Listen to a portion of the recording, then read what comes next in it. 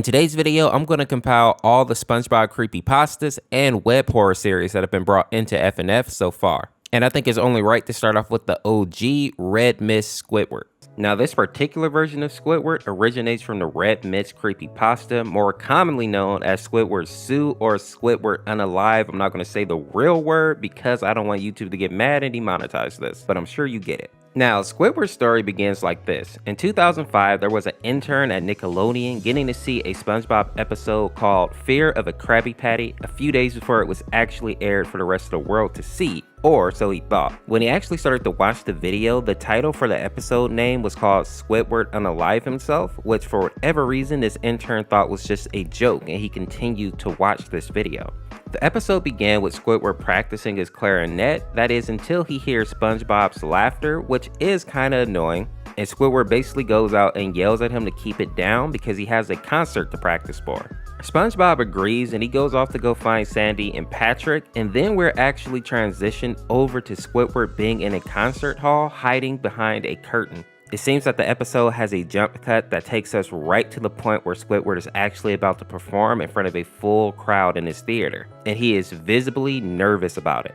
When the presentation actually begins, the audience is repulsed by Squidward's awful performance and they boo at him aggressively. Even SpongeBob boos, which is very weird because that goes against his character completely. SpongeBob is definitely one of the kindest characters, period. And what's even more strange is the fact that the whole crowd had these weirdly realistic, extremely bloodshot eyes. Squidward is visibly traumatized at the sheer rage that the crowd actually showed him. The next part of the story happens after the concert, showing Squidward in his home sitting on the edge of his bed in complete silence. This is until he started to sob softly, putting his tentacles in his eyes. And then something creepy starts to happen. A sound similar to a light breeze starts to sound in the background, very slowly getting louder and louder. As the screen slowly zooms in on Squidward's face, his sobbing turns into crying, the screen twitches, the windy sound starts to turn into a full storm wind, and very faintly, the sound of children laughing can be heard in the background as well. Next, we see that the screen blurs and twitches violently as a gory image of a child flashes over the screen for just a single frame. As Squidward continues to have his breakdown, his tears actually turn into blood, and the wind sound turns into a full tornado. And even creepier, the children's laughing that we heard a moment ago gets deeper and more demonic, and another gory child pops up on the screen. Next, we notice that in the room, there is only utter silence. Squidward is no longer crying, and the sound of the harsh wind blowing is gone as well. He puts his tentacles down from his eyes to reveal his now big, red, hyper-realistic eyes, just like the crowd had at his concert. Squidward then begins to look right at the camera, breaking the fourth wall, literally looking right at us. Afterwards, he resumes his crying, but without covering his eyes. His sobbing is mixed with these terrifying screams, and he also still has those tears of blood dripping down his face. The loud wind sound came back along with the demonic laughter, and another gore-covered child flashes over the screen. And then out of nowhere, a deep, monstrous voice speaks, and he says, "Do it." Hearing this, Squidward actually reveals to the camera that he's been holding a weapon this whole time, and you can see exactly what weapon it is in the mod, and he immediately puts this item in his mouth, and I think you know what he does next. The episode ends with Squidward laying very still. The intern and his bosses looked into the creation of this episode and tried to figure out who the children were, but even to this day, there's never been any answer to the creepy, demonic SpongeBob episode. The next character that we need to talk about is going to be Canon Squidward, and this character is actually a satirical iteration of the Red Mist creepypasta created by Adam Polilonian, and he's also a minor character in the SpongeBob SquarePants series. He's basically an alternate universe version of Squidward that appeared in a deleted scene of SpongeBob SquarePants called SpongeBob in Random Land, in which SpongeBob and Squidward are sent to a dimension known as Random Land in order to deliver a Krabby Patty. Now, when SpongeBob and Squidward go to Random Land, there's a scene where they're surrounded by a wall of doors. Squidward tries to open some of the doors, only to be met with a strange, warped version of himself and SpongeBob. In one of the doors, Squidward finds what looks like his bedroom, before it quickly is replaced by a background of TV static accompanied by white noise. Canon Squidward then appears immediately after, flashing rapidly in front of the static and staring maliciously maliciously at Squidward. Squidward quickly closes the door and he complains about Random Land being a nightmare, and this is actually the only time that we see Canon Squidward appear in the SpongeBob series. A fun fact about Canon Squidward is that even though his scene is considered to be deleted in the UK and also the US, other countries like Russia, Spain, South Korea, and France still air the regular scene, so if people really want to watch it, they can find it. The next character that I want to talk about is the tortured one, and this is the giant starfish in the black and white scene. And this one actually has a crazy backstory. Now the giant starfish that we see in this mod is actually Patrick, and the squid that we see at the bottom there battling against the starfish is actually Squidward. And the backstory basically goes like this. One day, Mr. Krabs finds Patrick passed out, and he ends up taking one of Patrick's arms, literally ripping it off in a way. And since starfish have the ability to regenerate, that piece of Patrick actually regenerates into a clone of Patrick. Mr. Krab then takes that version of Patrick and hooks him up to a machine that will basically extract pieces of Patrick's flesh. And that is what Mr. Krabs is using for the secret formula in the Krabby Patty. And he basically has an endless supply because, as we said earlier, Patrick or starfishes in general can regenerate. Now the real Patrick doesn't have any memory of this because he seemed to have been knocked out when Mr. Krab actually took his arm. So later on, when he's out with SpongeBob and they decide to have a Krabby Patty, Patrick ends up getting a undercooked patty. And what basically happens is that since it's undercooked, the starfish flesh is still alive and Patrick has a connection with his clone.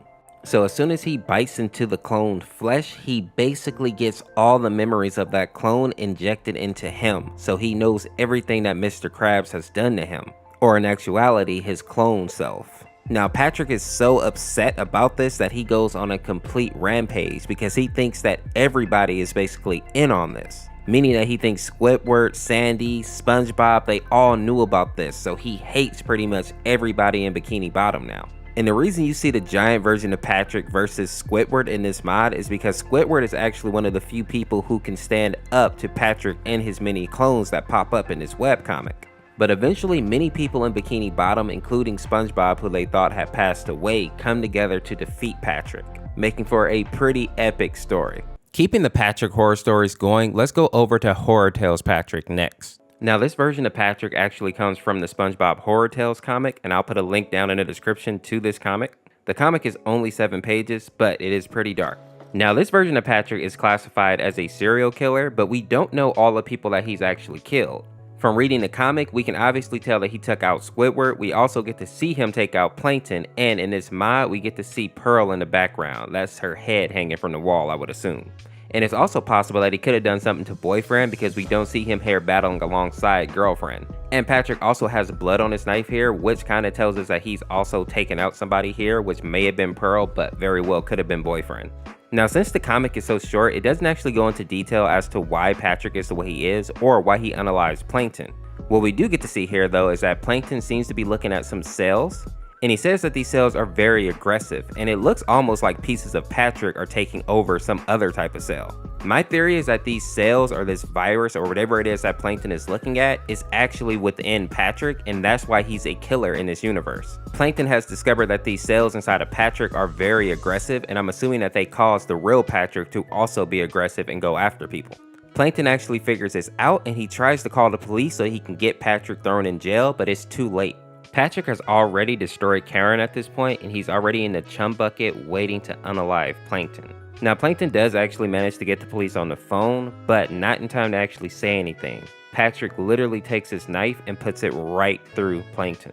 It's kind of sad because this is one of the few times where Plankton is actually kind of a good guy, and he's trying to actually help the people of Bikini Bottom. The next characters that we're going to talk about is Faceless SpongeBob and Patrick, and this is basically a version of SpongeBob and Patrick from the lost episode Creepypasta titled Faceless. Now in their backstory, a man basically finds a VHS tape in his mailbox and it has the word Faceless written on it in red. Of course, curiosity gets the best of him and he has to insert it in his VCR to see what's on it. Now the tape contains this crazy SpongeBob episode that strangely skips the opening song and title card and goes directly into the episode. In it, we see that Squidward wakes up in the middle of the night and he goes to work at the Krusty Krabs. Now Squidward notices that something is wrong immediately, and the fact that it's way too quiet on this walk. Usually Patrick or SpongeBob or both of them would have come up and annoyed him by now. And that's when Squidward hears hears this muffled screaming coming from SpongeBob's house and Patrick's house. Now, even though you can argue that Squidward doesn't love either one of these characters, he still goes to go check on them. But when he gets there, he notices that nothing is out of place and Squidward and Patrick are not in their homes. And this is when Squidward looks behind him and he sees Patrick and SpongeBob walking down the street, but they literally have no face, meaning that they have no mouth, no eyes, no nose, just like you see here in the mod. And as the two of them get closer, the muffled screaming gets louder and louder. And of course, Squidward panics and rushes towards the Krusty Krabs, only to find that Mr. Krabs also has no face, and to make matters even worse, every fish that's in there eating has no face as well. They're just pushing Krabby Patties on blank faces because they have no mouth. With this, Squidward rushes out to the jellyfish field to see if he can find some type of escape or answers, but he ends up fainting just due to the shock of all of this. Now, when Squidward wakes up, he finds himself on a surgical table equipped with several medical tools next to him.